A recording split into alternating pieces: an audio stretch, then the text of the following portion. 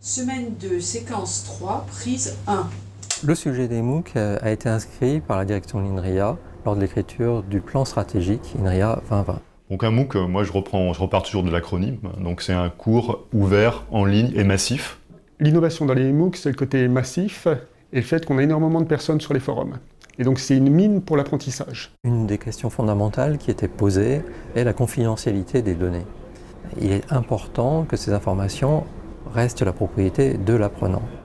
Nous avons plutôt choisi OpenEDX, qui est développé par une entreprise américaine, qui est un logiciel libre et qui motorise Fun actuellement.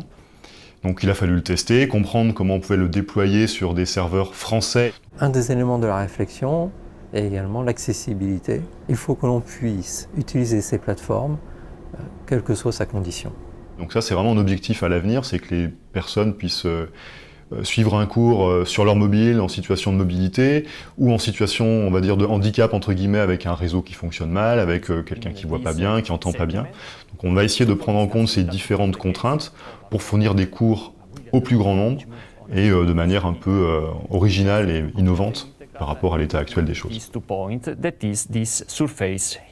INRIA devait proposer la solution conforme à l'état de l'art, certes, mais également conforme à ce que veut la société.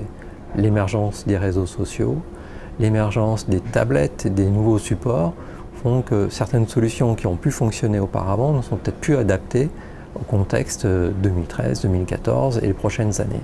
Ces enjeux, ce sont d'abord la communication de l'enseignant vers les élèves, on ne peut plus faire du point à point.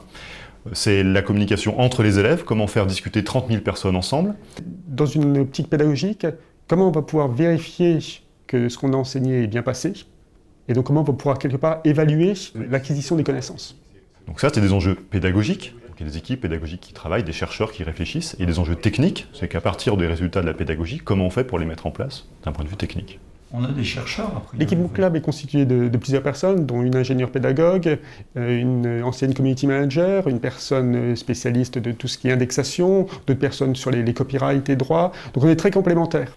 Et ce qui fait notre force dans l'accompagnement des chercheurs et dans ce soutien sur ces nouvelles technologies et de nouvelles façons d'enseigner. Nous ne sommes pas des spécialistes de l'enseignement en ligne par les MOOC, parce que je ne suis même pas sûr que ça existe déjà. En revanche, il y a tout un tas, en France, dans le monde, d'experts, de chercheurs, sur des thématiques qui peuvent servir aux MOOC.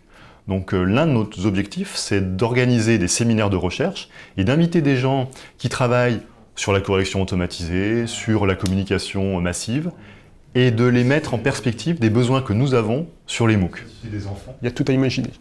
Donc la version 2 des MOOC est devant nous, elle est à construire.